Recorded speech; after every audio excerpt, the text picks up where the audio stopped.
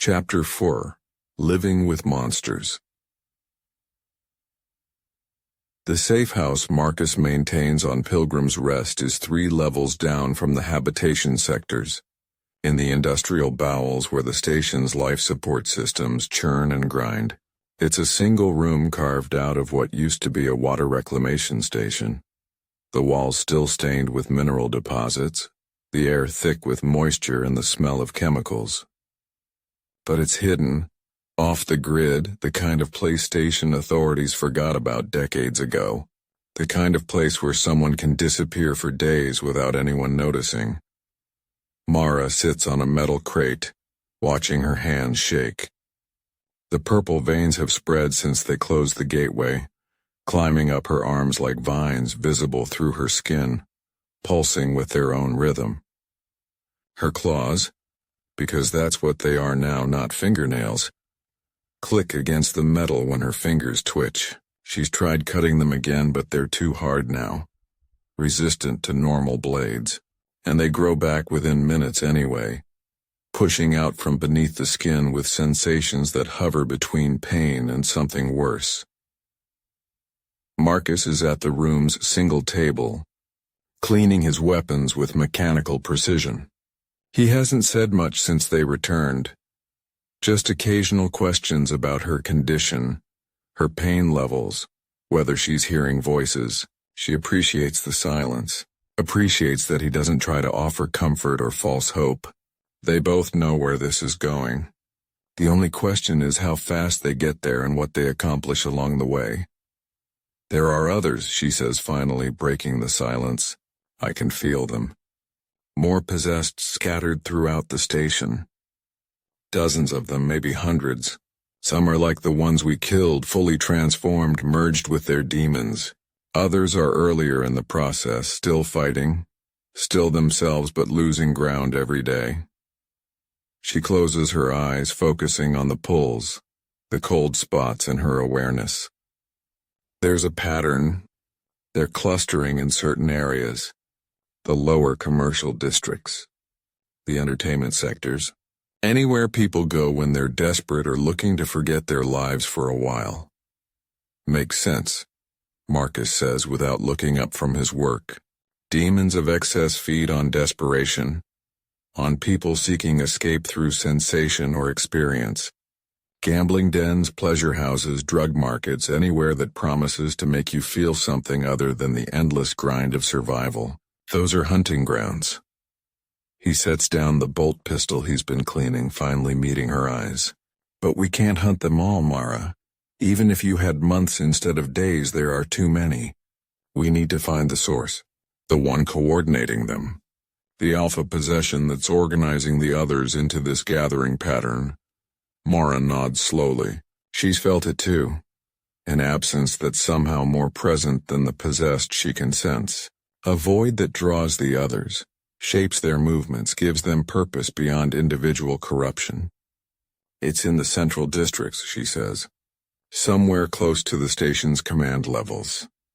I can't pinpoint it exactly because it's hiding better than the others, masking its presence. But it's there. I'm certain. A possessed in the command structure, Marcus says grimly. That's worse than I thought. Someone with authority, with access to station systems, with the ability to cover up evidence and redirect investigations. That's how this infestation has grown so large without triggering a full inquisitorial response. He stands, begins packing equipment. We need to identify who it is and deal with them before they realize we're hunting them.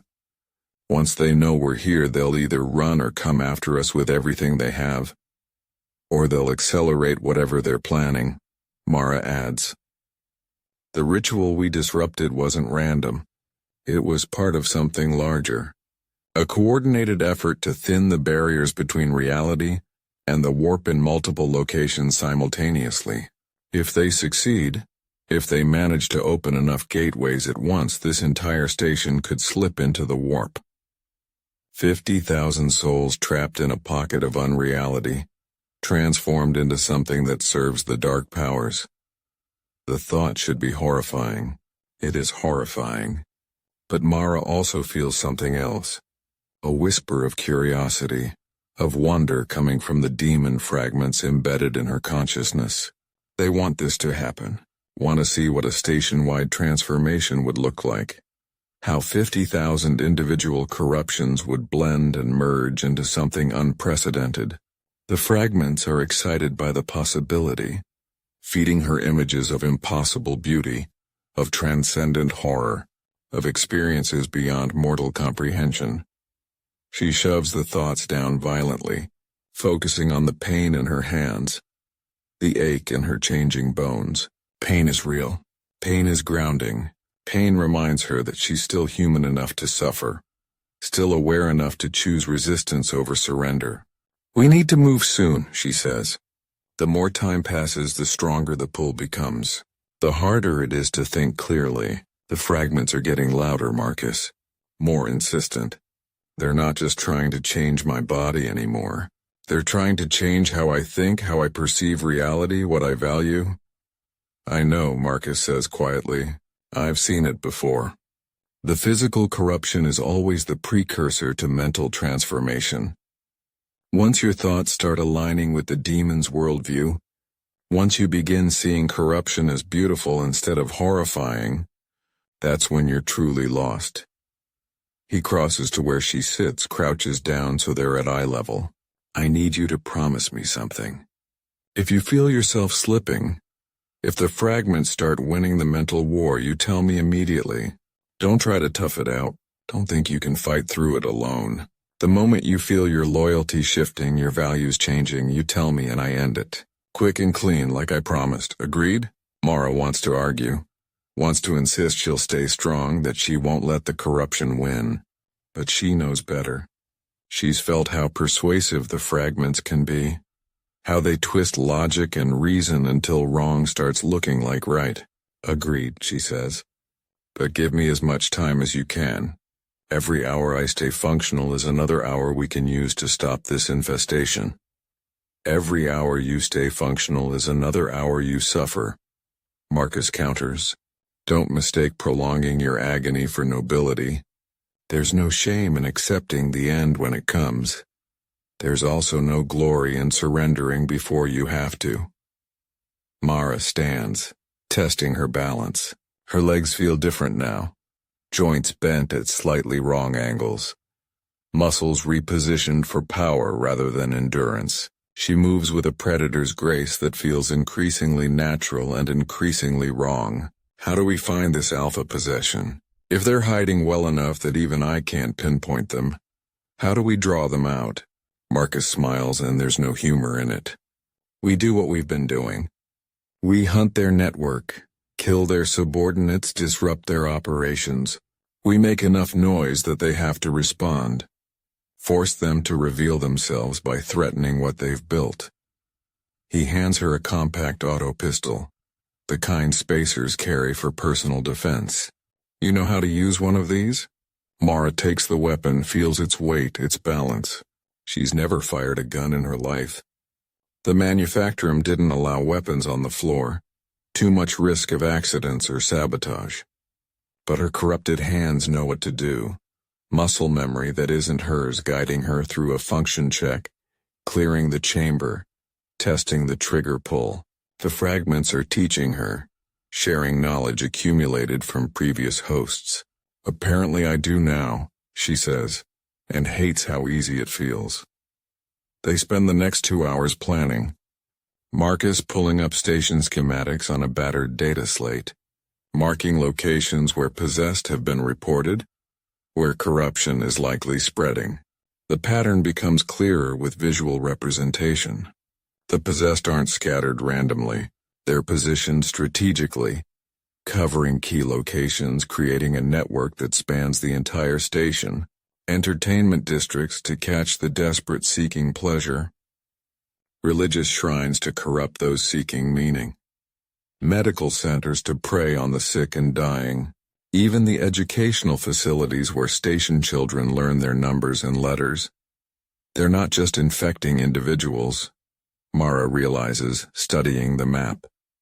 They're infecting the station's infrastructure, Every key system, every essential service has corrupted personnel embedded in it.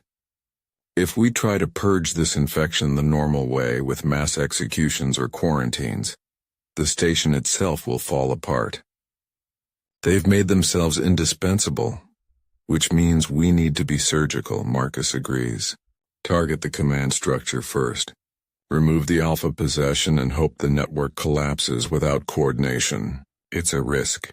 The subordinate possessions might continue operating independently, might even accelerate their plans if they realize leadership is gone. But it's the best option we have. They leave the safe house as the station enters its night cycle, when the corridors dim and the crowds thin, and the possessed emerge from hiding to pursue their various corruptions. Mara pulls her hood low, but it does less to hide her now. Her eyes glow too brightly in the darkness. Her hands, even gloved, move with too much grace, too much precision. People notice her, their gazes lingering, expressions shifting from curiosity to unease to something that might be recognition. They don't know what she is, not consciously, but some primal part of their brains registers wrongness, registers predator, registers danger. The walk through the station becomes an education in how corruption hides. They pass a food vendor whose smile is too wide, whose pupils reflect light wrong, a maintenance worker whose movements are too fluid, too perfect, a mother holding a child, both of them carrying the cold signature of possession. The demon having spread from one to the other through simple contact, through love transformed into infection vector. Mara counts them as they walk, dozens, then scores, then so many she loses track. The infestation is worse than Marcus estimated, worse than anyone could have guessed without her corrupted senses to detect it. This station is already lost, she whispers. Even if we stop the alpha possession, even if we kill every corrupted individual we can find, the contamination runs too deep. This whole place needs to be purged, evacuated and burned, every surface sterilized, every system replaced. Maybe, Marcus says. But that's not our call to make. Our job is to stop the immediate threat, prevent the gateway rituals, give the proper authorities time to respond. Let the Inquisition decide what happens to the station afterward. We save who we can save and kill what needs killing. That's all we can do. They reach the central districts through a maintenance shaft that bypasses security checkpoints. Here the station shows its wealth, its privilege. Carpeted corridors instead of metal grating. Artificial windows showing false vistas of planets and stars. Proper apartments with sealed doors and private facilities instead of communal have units. This is where the station's administrators live. Where decisions are made, where power concentrates. And somewhere in these clean, comfortable spaces, something ancient and terrible wears a human face and plans the damnation of 50,000 souls.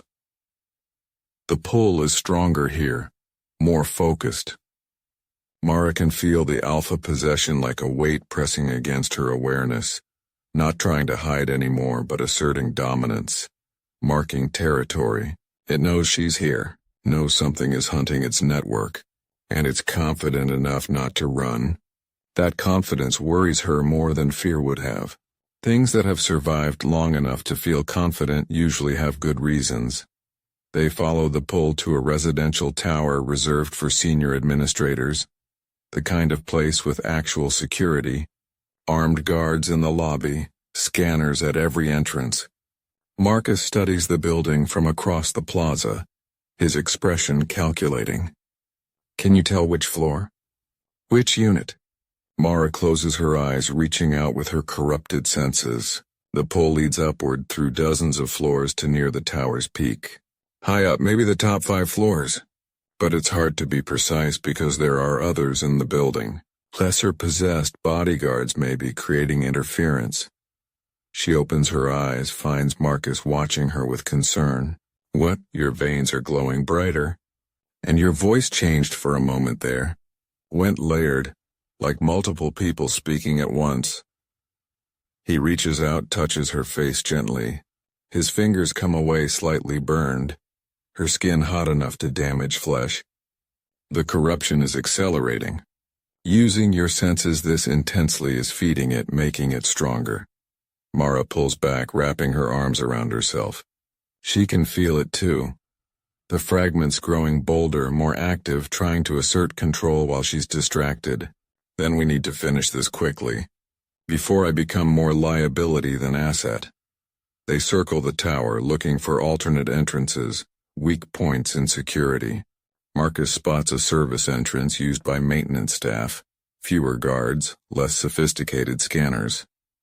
It will require timing and luck, but it's possible. They wait for a shift change, then move during the confusion. Marcus using forged credentials that pass cursory inspection, while Mara keeps her head down and her glowing eyes hidden. Inside, the tower is exactly what she expected. Luxury disguised as taste, wealth displayed through understatement. Real plants in the corridors, their leaves green and healthy in ways that require constant care. Artwork on the walls, originals rather than hollows. The air smells clean, filtered, scrubbed of the industrial tang that permeates the rest of the station. This is how the powerful live, insulated from the reality, faced by the thousands who keep the station running.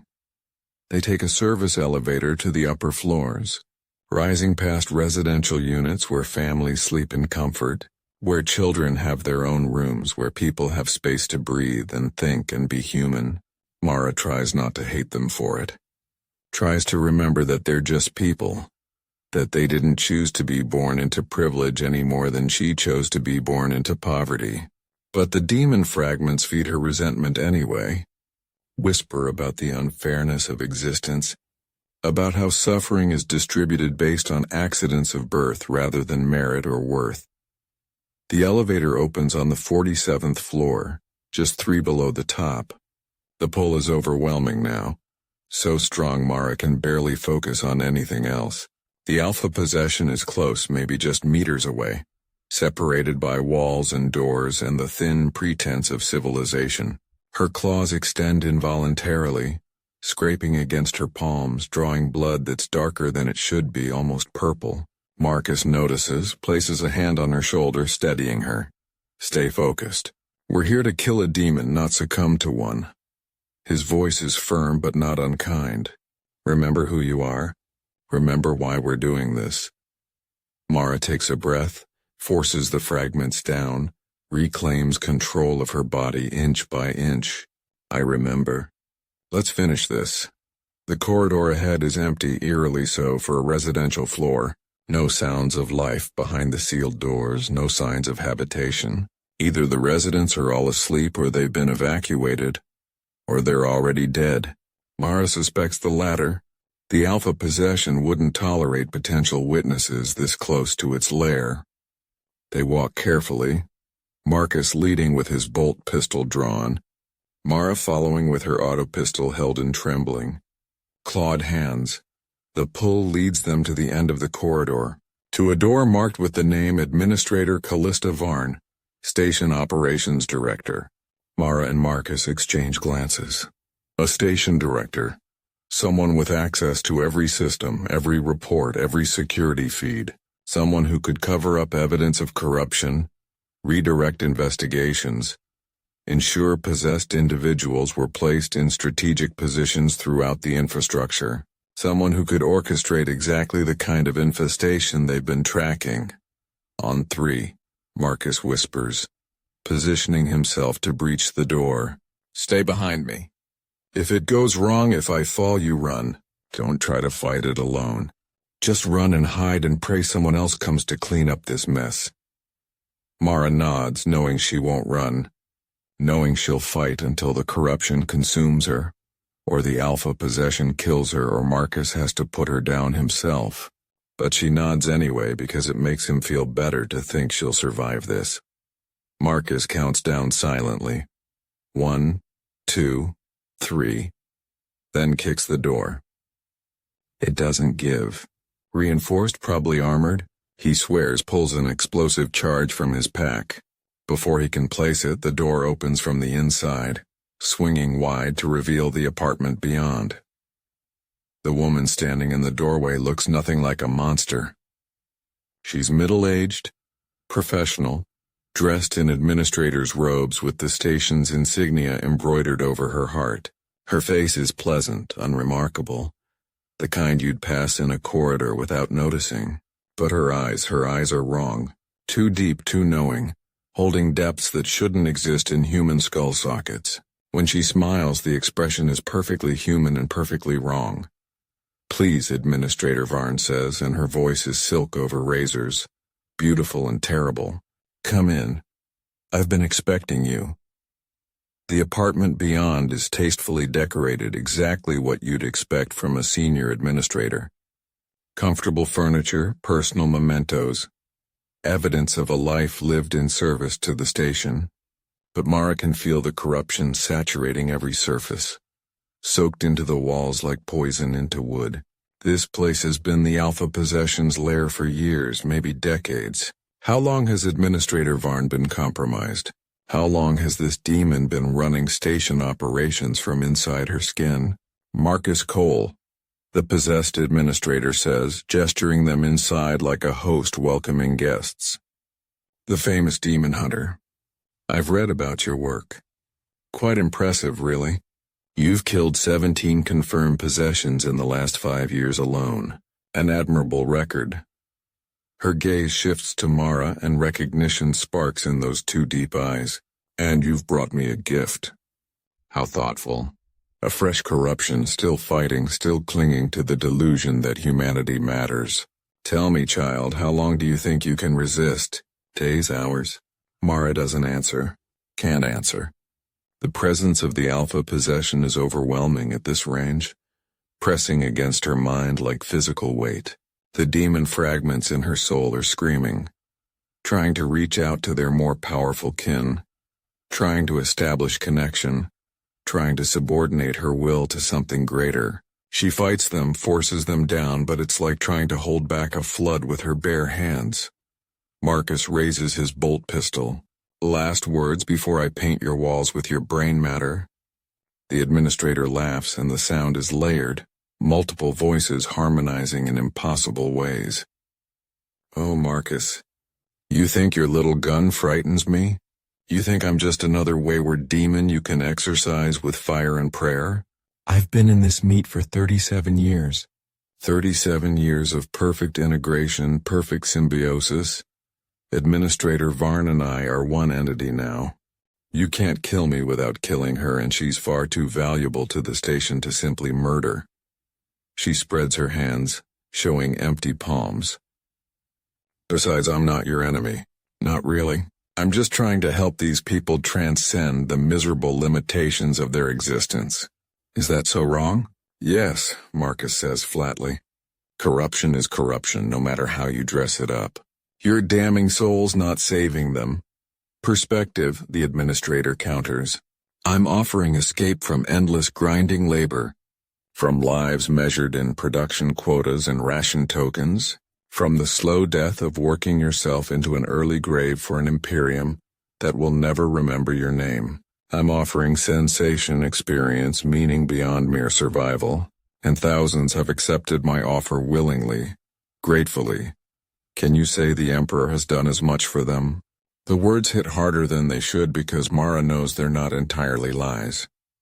She remembers the monotony of the manufactorum, the crushing weight of meaningless labor, the desperate hunger for anything that made life feel worth living. The demon that possessed her offered exactly what this Alpha Possession describes. And part of her, the part that's already corrupted, the part that's growing stronger every moment, agrees with the logic being presented. Marcus notices her hesitation. "Mara, focus. This is what they do. They twist truth and lies together until you can't tell which is which. Don't listen. Remember the chaplain. Remember everyone this thing has corrupted. Remember what you're fighting for." "Fighting for?" The administrator's smile widens. "What are you fighting for, child? A few more days of suffering before the corruption consumes you completely. The approval of an Imperium that would burn you alive if they knew what you carried. Marcus has already promised to kill you. He's just using you first, squeezing every last bit of utility from your damnation before putting you down like a diseased animal. Is that really better than what I'm offering? What are you offering? Mara hears herself ask and hates that she's curious, hates that the question came from genuine interest rather than tactical assessment.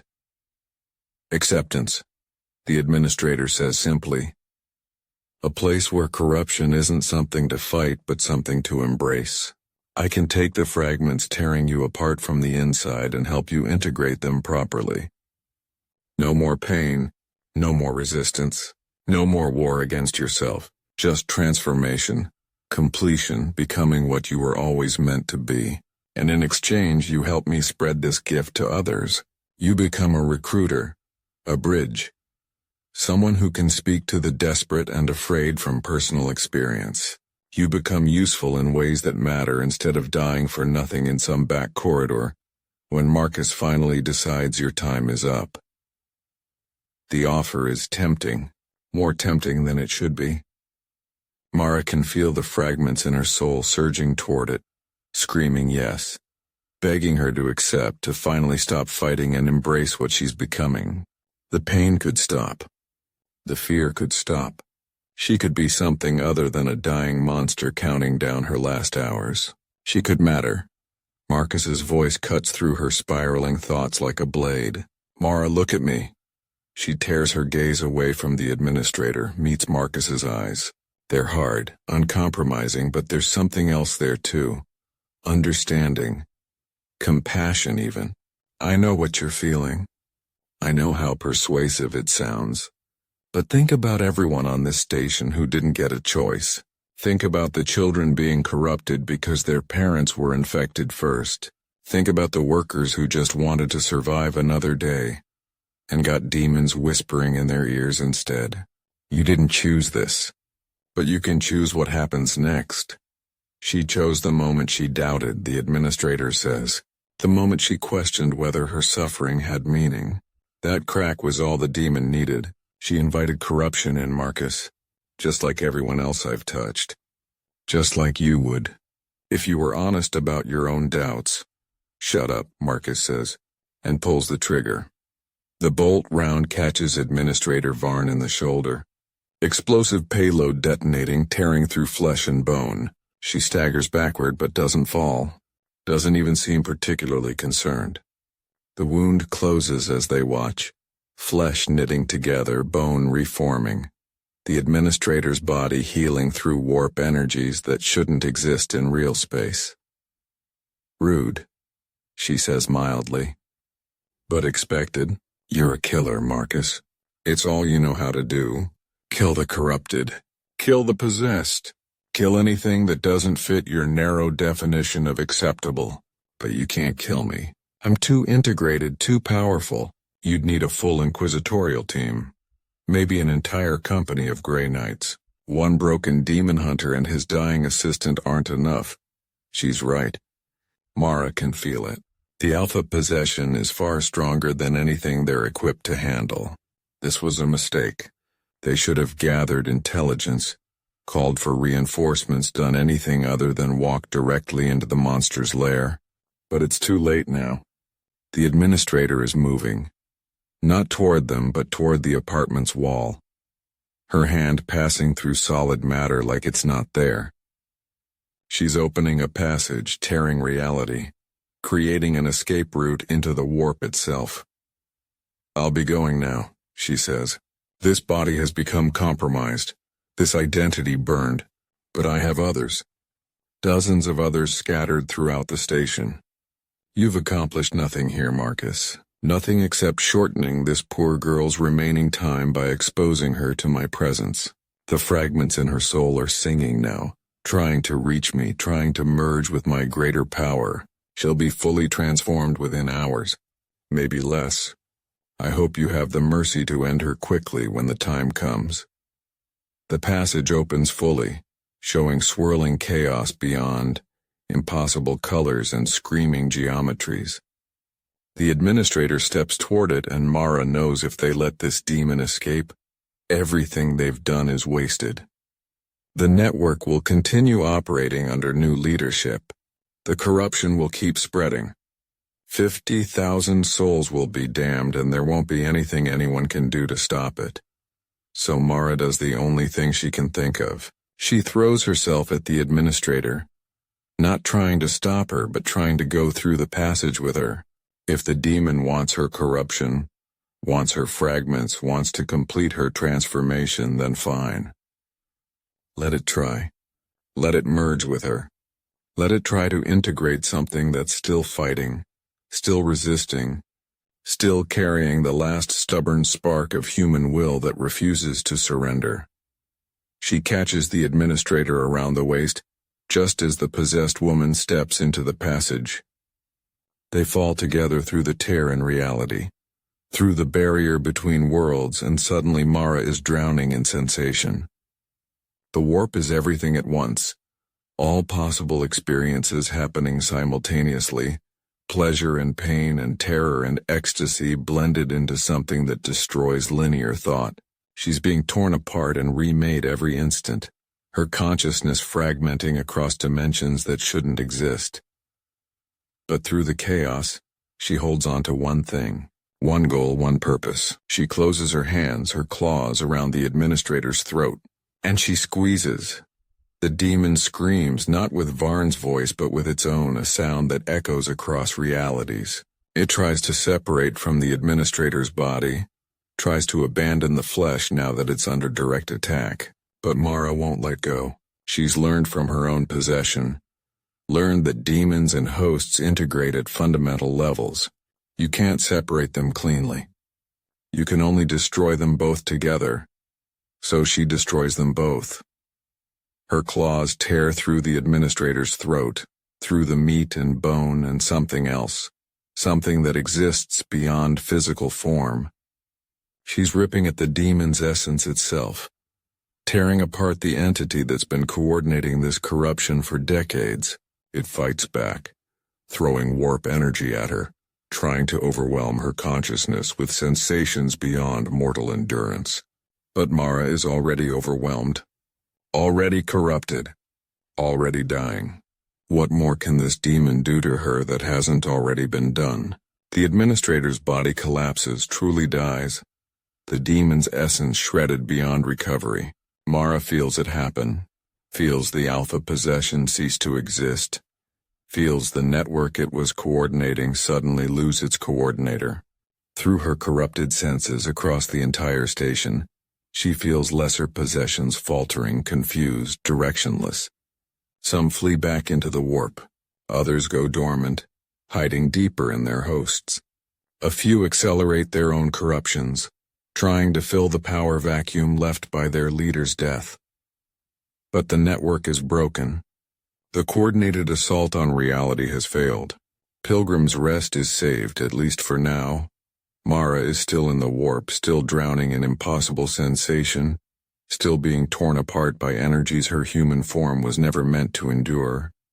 She's going to die here, she realizes, going to be consumed by the chaos, her soul dissolved into raw emotional energy that will feed the dark powers she spent her last days fighting. This is the end. This is what comes from touching the warp directly, from throwing yourself into the abyss to drag monsters down with you. Then hands close around her arm. Human hands, solid and real, and pulling her backward through the passage. Marcus followed her through, risked the warp himself to drag her back to reality. They fall through the tear together, hitting the apartment floor hard enough to drive the air from her lungs. The passage closes behind them with a sound like the universe sighing in relief. They lie on the floor, both gasping, both alive but barely. Administrator Varn's body lies nearby, truly dead now, empty of the demon that wore it for 37 years. Marcus is burned, his skin smoking where warp energy touched it. But he's alive. They're both alive. That, Marcus says between gasps, was the stupidest, most reckless, most effective thing I've ever seen anyone do. He starts laughing, the sound slightly hysterical. You killed it. You actually killed an alpha possession by jumping into the warp and stabbing it to death. It shouldn't be possible. That's not how any of this works. Mara tries to respond but can't. Her body is shutting down, the exposure to raw warp energy accelerating her corruption beyond any possible recovery. She can feel herself transforming, changing. The fragments integrating fully now that she's been baptized in chaos itself. Her skin ripples with impossible colors. Her bones shift and crack, reforming into new configurations. Her consciousness fractures, pieces of her scattering into the spaces between thoughts where demons live. Marcus, she manages to gasp, and her voice is layered now, permanently layered, multiple entities speaking through one throat. Promise, quick, please, he understands. Pulls his bolt pistol, chambers around, presses the barrel against her temple. You saved thousands of lives today, Mara, remember that. Remember you won. The corruption didn't claim you. You claimed it, used it, destroyed it. You died human. That's more than most of us get. She wants to thank him, wants to say something profound or meaningful or at least coherent. But the words won't come. The transformation is complete now. She's no longer Mara the factory worker, no longer even Mara the corrupted. She's becoming something else entirely, something that shouldn't exist in reality. Marcus pulls the trigger. The bolt round destroys her skull, her brain, the physical anchor that kept her consciousness tethered to reality. Mara has one moment of clarity. One instant where she's herself again, fully and completely herself, before everything dissolves into light and darkness and the final mercy of oblivion. The last thing she thinks is simple. I fought. I won. I mattered, then nothing. Chapter 5. No Way Out. Marcus sits in the Inquisitor's office, 3 days after Pilgrim's Rest, and watches the woman across the desk study her data slate with an expression that reveals nothing. Inquisitor Thessaly Crane is younger than he expected. Maybe 40 standard years, but her eyes carry the weight of someone who's seen things that age the soul faster than the body. Her power armor hangs on a rack behind her desk. Battle-scarred ceramite that's seen decades of service against the enemies of mankind. On the wall beside it, names are carved into metal. Hundreds of them, maybe thousands, a memorial to something Marcus suspects he doesn't want to understand. Your report is troubling, Crane says finally, setting down the slate. An entire station's worth of demon corruption, coordinated by an alpha possession embedded in the command structure for nearly 4 decades. And you're telling me one civilian with minimal combat training killed it by physically attacking it in the warp. She leans back in her chair. That should be impossible, Hunter Cole. Mortals who enter the warp don't fight demons. They die screaming or become possessed themselves. Yet your report claims this woman, this Mara Veayar, not only survived immersion but actually destroyed an entity that had eluded inquisitorial attention for years. I'm telling you what happened, Marcus says. His burns have healed mostly, but his hands still shake when he thinks about reaching into that passage, about feeling warp energy crawling across his skin while he searched for Mara's arm in the chaos.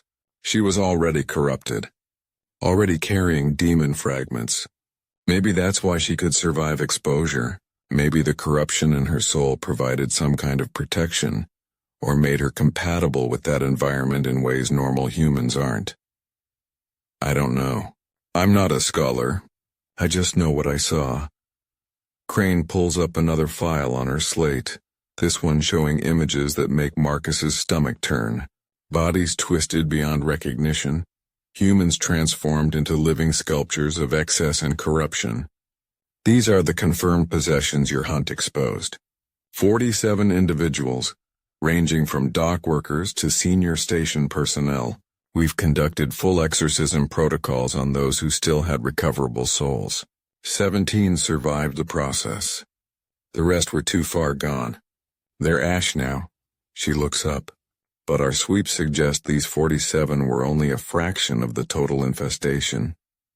There are reports of dozens, possibly hundreds more who fled when the alpha possession died. scattered into the station population or escaped on outbound ships. We're conducting investigations, but realistically, many will slip through. Many already have. Then the station needs to be quarantined. Full lockdown until every possessed individual is identified and dealt with. Marcus leans forward. You can't let this spread.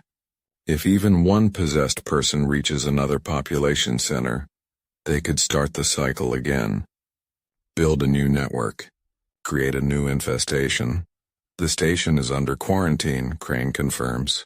No ships in or out without full inspection and psychic screening. But ships left before we arrived, Marcus. Dozens of them in the 3 days between the Alpha Possession's death and our team's arrival. Some of those ships carried corrupted individuals. We're certain of it. Which means this infection is already spreading to other stations, other worlds. Pilgrim's Rest wasn't the disease. It was a symptom. Something larger is happening in this sector, and your civilian inadvertently helped us see it.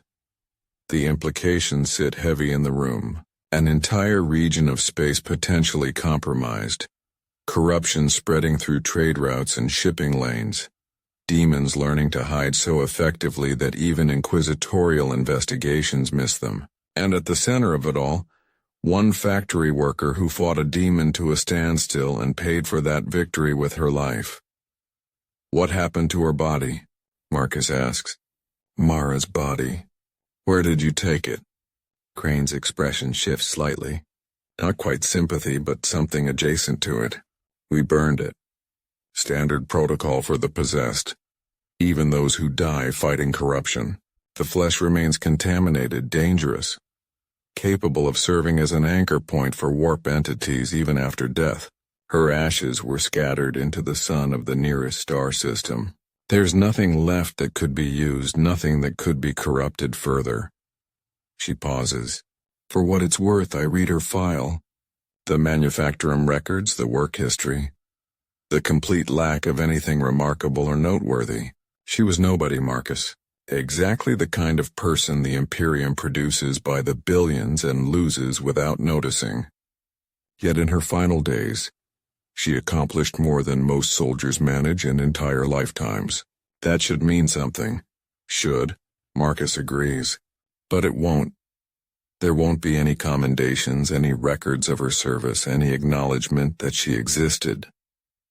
The Inquisition will bury this entire incident under classification seals and memory wipes. In a year, nobody will remember Pilgrim's Rest had a corruption problem. In 10 years, nobody will remember Mara Veiller's name. She'll be erased completely, like she never existed at all.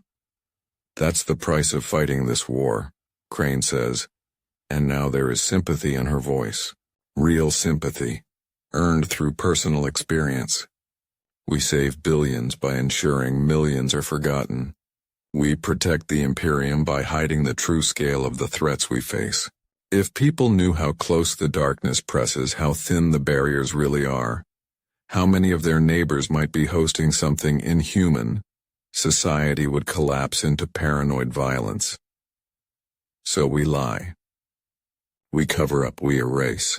And people like Mara Veiller become statistics in classified reports that nobody reads. Marcus stands, walks to the window of Crane's office. Outside, ships move through the void. Massive cargo haulers and sleek passenger vessels and military cruisers on patrol. Somewhere out there, on one of those ships or one of the stations they're heading toward, possessed individuals are establishing themselves, spreading corruption, building new networks, and there aren't enough demon hunters, aren't enough inquisitors, aren't enough resources to stop them all. The war against chaos is fought one battle at a time. One possessed individual at a time, and humanity is losing ground every day. How many are there? He asked quietly. People like Mara. Possessed but still fighting. Corrupted but still human enough to resist. Crane joins him at the window. Thousands. Maybe tens of thousands across the Imperium.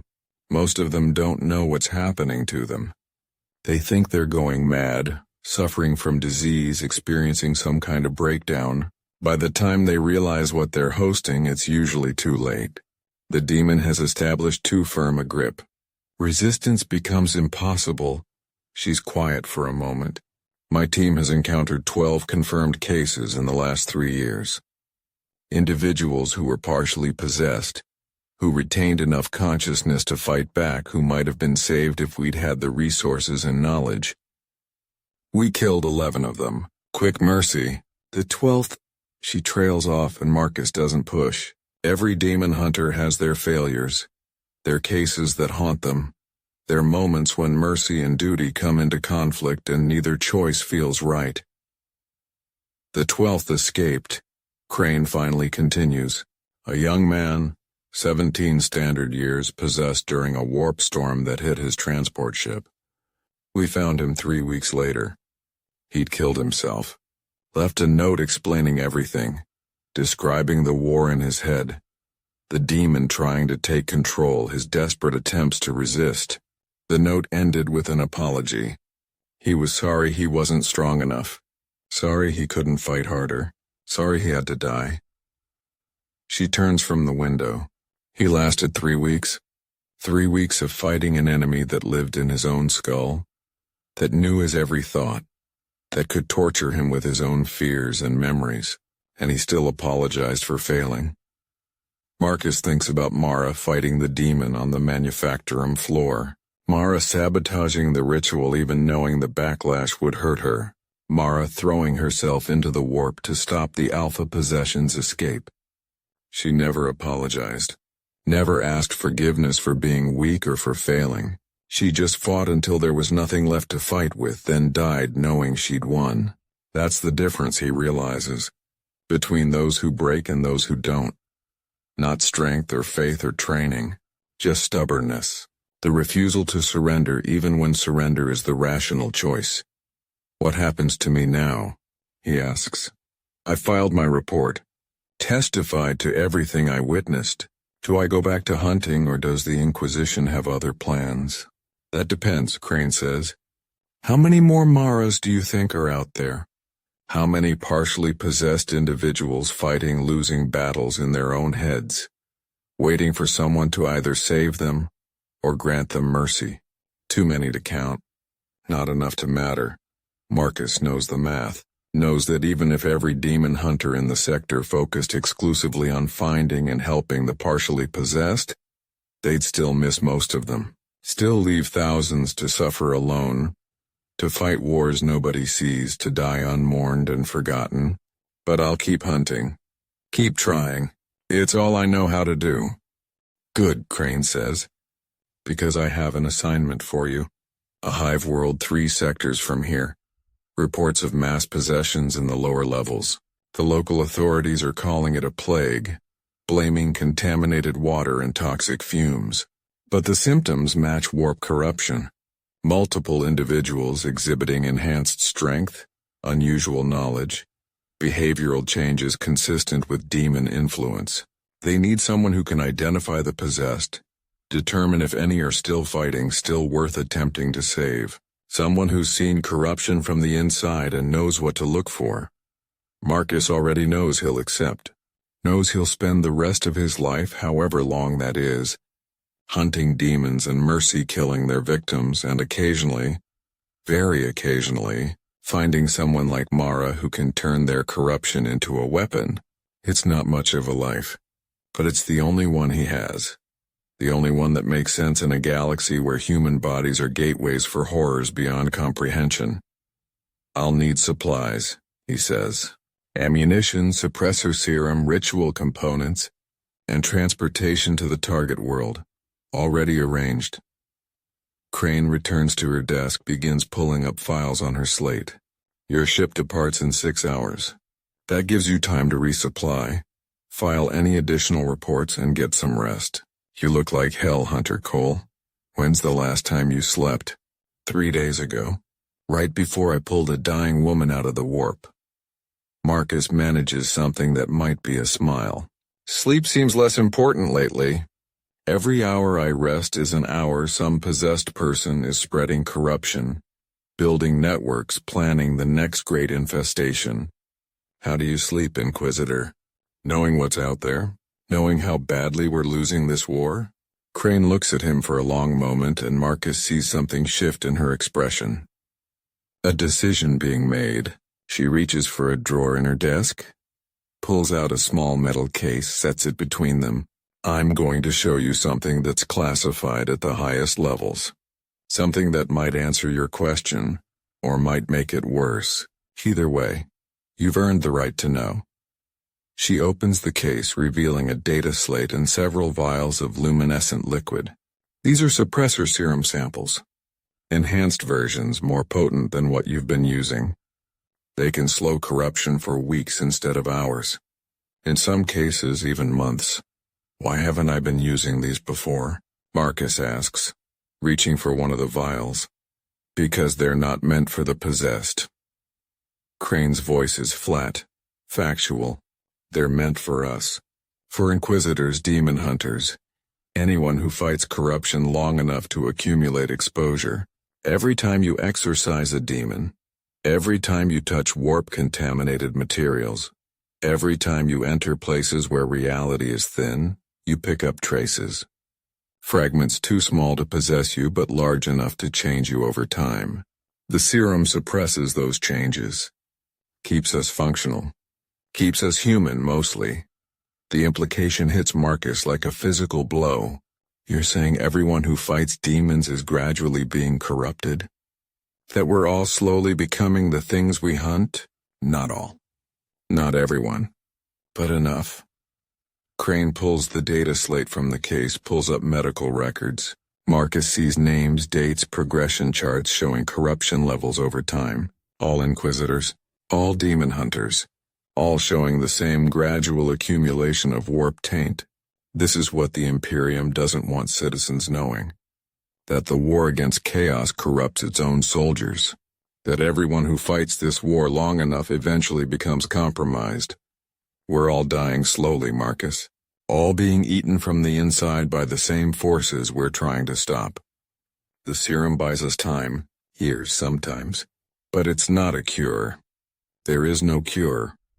Marcus sits back down, processes this information. Every possession he's investigated, every demon he's exorcised, every time he's been exposed to warp energies. They've all been adding up, building toward his own eventual corruption. He thinks about his hands shaking, about the headaches that have been getting worse, about the dreams that don't feel entirely like dreams. Symptoms he blamed on stress, on exhaustion, on the psychological toll of his work. But maybe there's something else. Maybe they're the first signs of accumulated corruption reaching critical mass. How long do I have? He asks.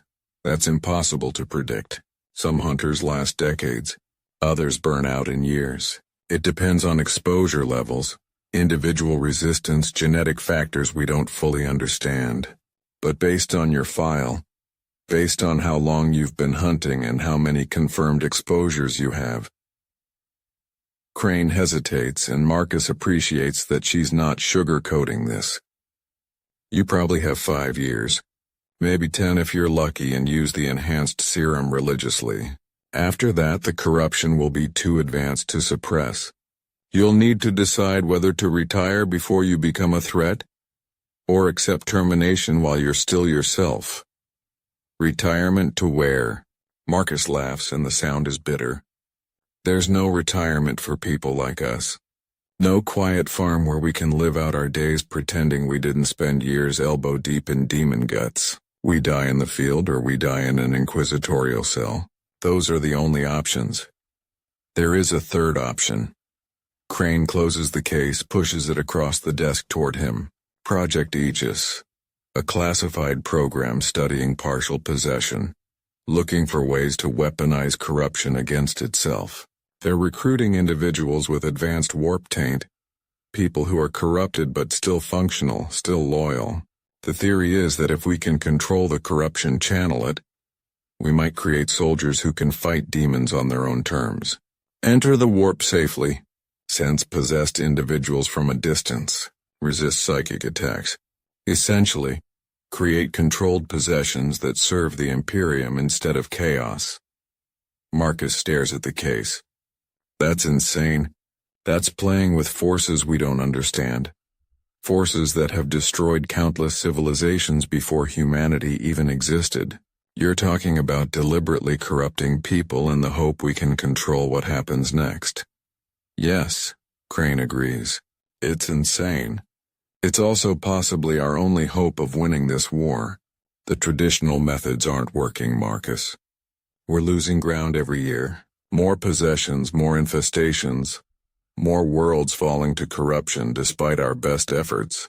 We need new strategies, new weapons, new soldiers willing to sacrifice not just their lives but their souls. She leans forward. Mara VR proved it's possible. Proved that someone carrying corruption can still fight, still resist, still accomplish missions that would kill normal humans. Project Aegis wants to replicate that. Create an entire unit of Maras. Controlled corruptions who know they're doomed but choose to make that doom useful. And how many test subjects has this project killed so far? Marcus asks. How many people have you fed to demons in the name of science? 47, Crane says without hesitation. 47 volunteers who were already corrupted, already dying, who chose to give their final days to research instead of simply being executed. Of those 47, 3 survived long enough to be considered successes.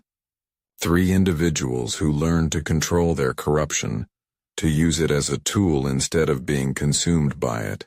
They're still alive, still functional, still serving. The longest has been operational for 18 months. 18 months. A year and a half of living with demon fragments in your soul, fighting them every moment, using their power while resisting their influence. Marcus tries to imagine that kind of existence and fails. Mara lasted less than a week before the corruption overwhelmed her. How do you maintain resistance for months? How do you keep fighting when the enemy lives inside your own head? What happens after 18 months?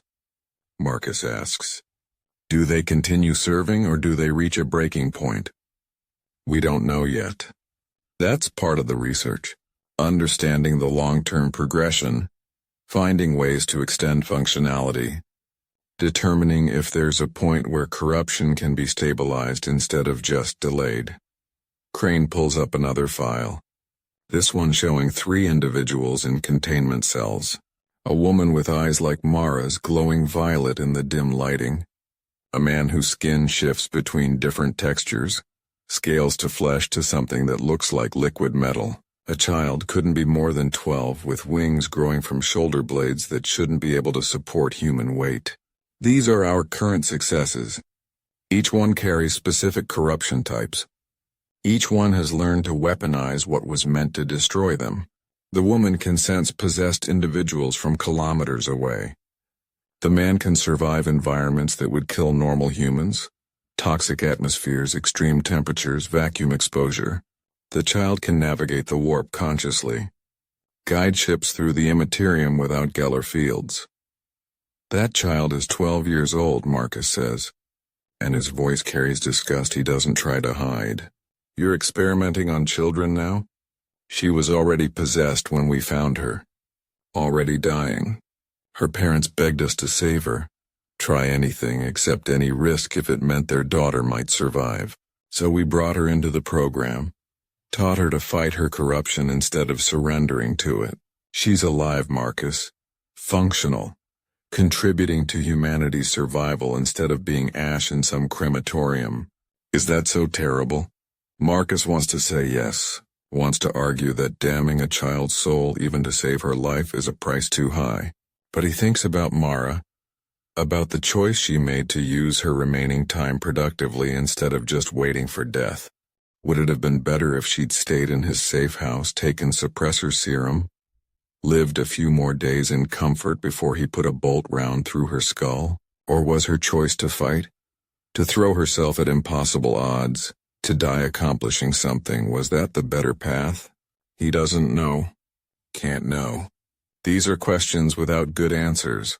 Moral dilemmas where every choice leads to suffering and the only question is who suffers and how much. The hive world you're sending me to, he says. Is that really about investigating possessions or is it about recruiting for Project Aegis? Both, Crane admits. We need someone who can identify which corrupted individuals are still fighting, which ones might be candidates for the program. Most hunters just kill everything contaminated. That's safer, cleaner, aligns with standard doctrine. But we need someone who can make distinctions.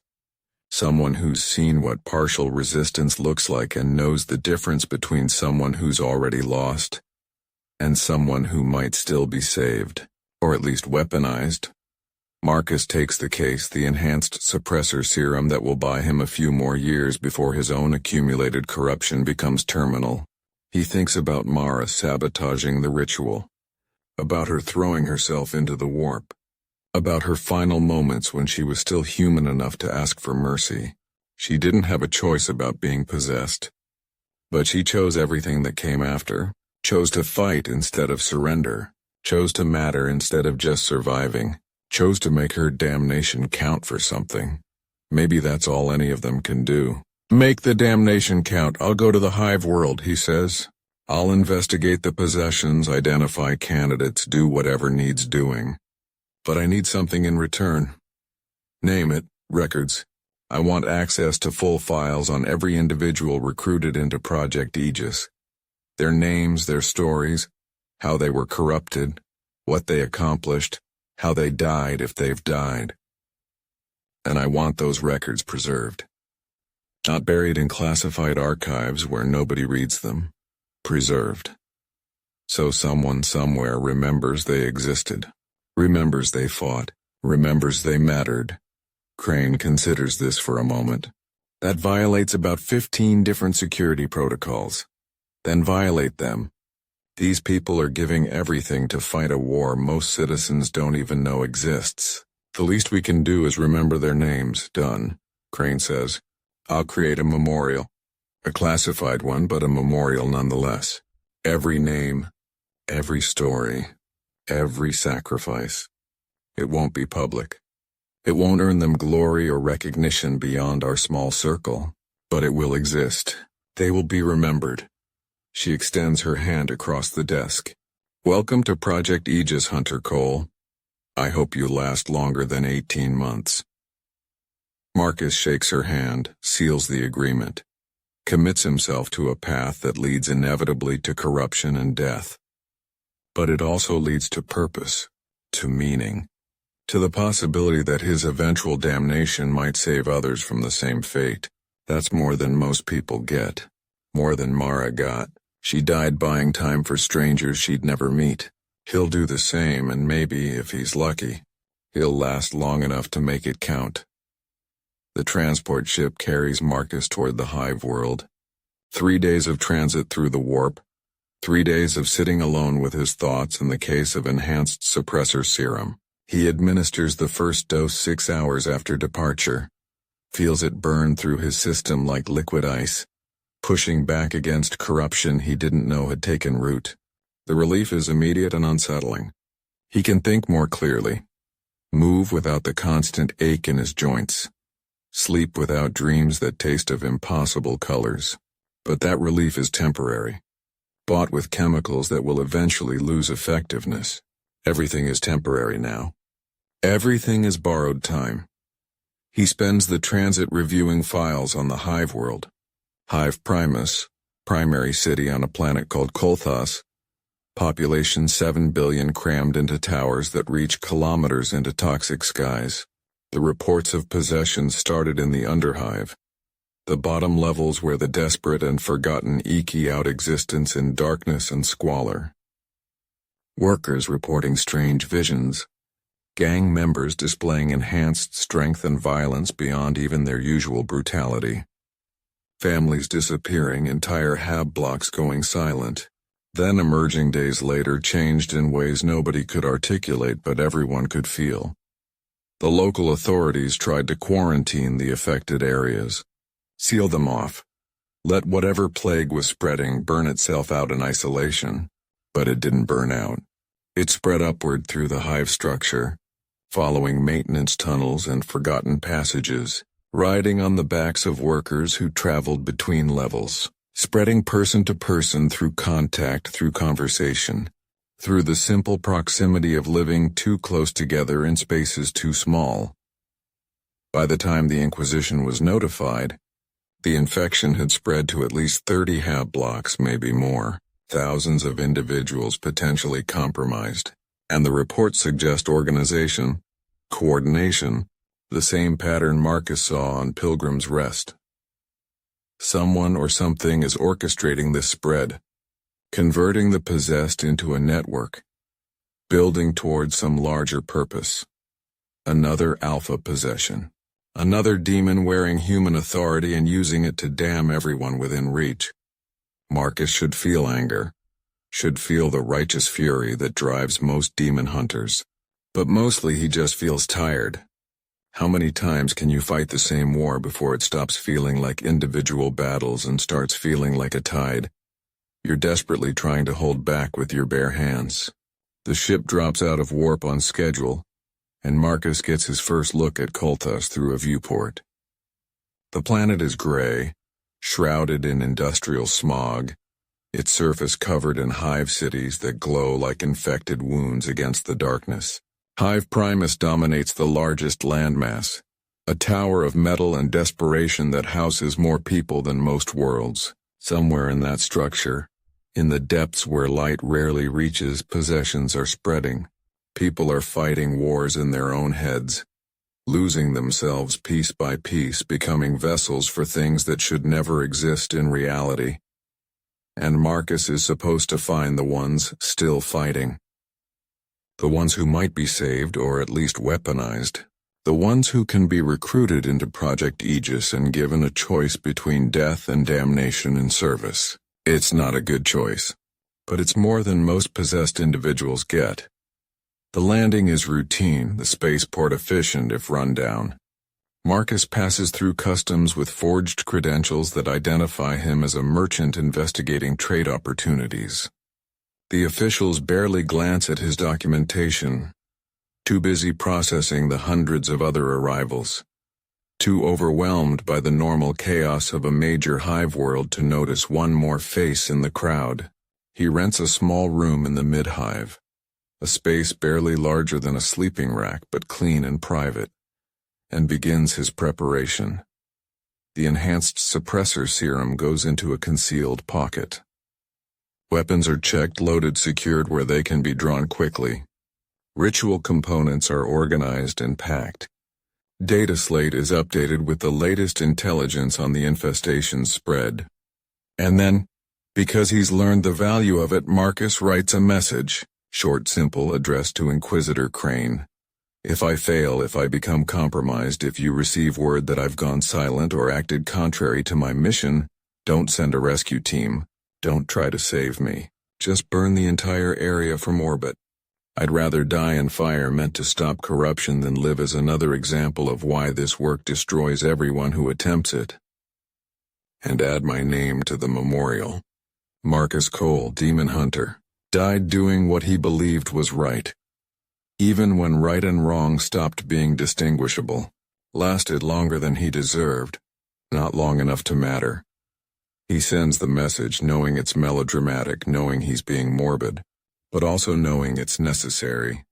Every hunter who goes into the field needs to have their contingencies prepared, their final wishes recorded, their end planned for the moment when they stop being themselves and become something else. Mara understood that. She asked for mercy before she needed it, because she knew when she truly needed it, she wouldn't be capable of asking. The descent into the underhive begins at sunset, when the mid-level workers are returning home and the lower-level residents are beginning their night routines. Marcus joins a crowd headed for the industrial sectors, following maintenance tunnels that spiral downward through the hive structure. The further he descends, the darker it gets, the colder, the more oppressive. Light comes from flickering lumens and chemical fires. Air tastes like metal and recycled breath. Sounds echo strangely off too close walls, creating acoustic illusions that make empty corridors seem populated by invisible crowds. And everywhere, Marcus feels it. The corruption, not as obvious as Pilgrim's Rest, not as concentrated but definitely present. A weight in the air, a pressure against his senses, the feeling of being watched by things that exist in peripheral vision. His own accumulated corruption responds to it. The fragments he's been suppressing suddenly more active, reaching out toward their kin like iron filings drawn to a magnet. The enhanced serum keeps them in check but barely. He can feel the boundaries getting thinner. The first possessed he encounters isn't obviously corrupted, just a man sitting in a corridor alcove muttering to himself, his eyes unfocused. Marcus approaches carefully, his corrupted senses reading the man's condition. Fully possessed, days or weeks into the transformation, consciousness mostly gone. Not a candidate for Project Aegis, not someone who can be saved. Just another victim who stopped fighting or never knew there was anything to fight against. Marcus draws his bolt pistol. The man doesn't react, doesn't even acknowledge his presence, just keeps muttering. Words in languages that shouldn't exist. Prayers to powers that don't deserve worship. Marcus aims, squeezes the trigger, grants the mercy of quick death. The body collapses and Marcus feels nothing. No satisfaction, no guilt, just the mechanical completion of a necessary task, one down. Hundreds or thousands to go.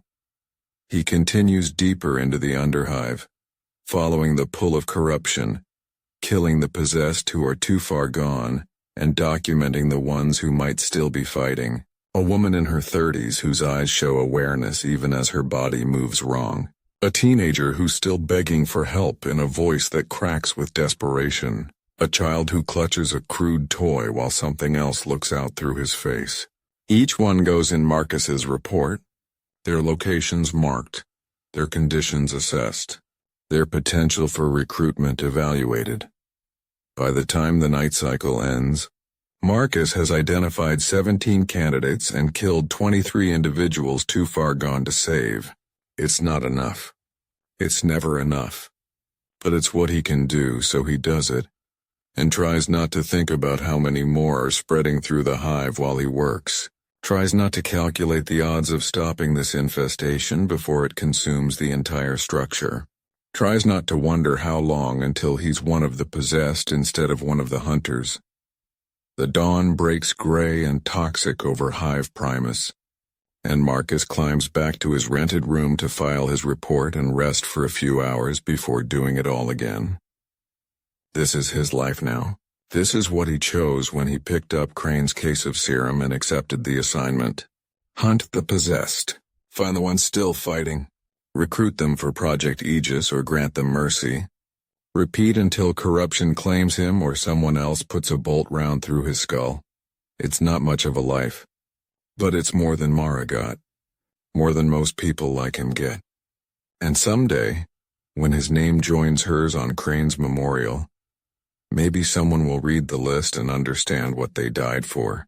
Maybe someone will remember that in the darkest corners of the Imperium, where corruption spreads like plague and humanity wages war against its own worst possibilities, there were individuals who fought anyway, who chose resistance over surrender, who made their damnation matter. Or maybe no one will remember. Maybe the memorial will gather dust in some forgotten archive and their names will mean nothing, and their sacrifices will be lost to time and bureaucratic indifference. Maybe fighting corruption is ultimately pointless and the darkness wins regardless of how hard you struggle against it. But Marcus fights anyway. Because pointless resistance is still resistance. Because meaningless sacrifice still has meaning to the person making it. Because someone has to stand between the possessed and the innocent, even knowing they'll eventually join the former rather than save the latter. He fights because Mara fought. Because she threw herself into the warp and dragged a demon to hell with her. And that act of defiance mattered even if nobody remembers it. Because in a galaxy of endless war and eternal suffering, the only rebellion available is refusing to accept that suffering quietly. The only victory possible is choosing how you face the inevitable. Marcus administers another dose of suppressor serum, feels it push back the corruption for a few more hours, and prepares to descend into the underhive again. There are possessed to find, Candidates to recruit, mercy to grant. A war to fight that he's destined to lose but refuses to surrender. This is what it means to live with monsters. Not defeating them, not destroying them completely, just fighting them every day until you can't fight anymore, then hoping someone else picks up where you left off. Hoping that the collective weight of all those individual failures somehow adds up to something that looks like victory from a distance, even if it feels like defeat up close. The war against corruption has no end. No final battle. No moment when humanity can declare itself safe from the darkness. There are only individual skirmishes, individual sacrifices, individual moments of defiance that add up to the thinnest possible barrier between civilization and chaos. And on that barrier, in service to a cause that will consume him eventually, Marcus Cole continues hunting. Continues fighting, continues mattering in the only way left available to the corrupted and the damned, because someone has to. And for now, for today, for this moment, that someone is him.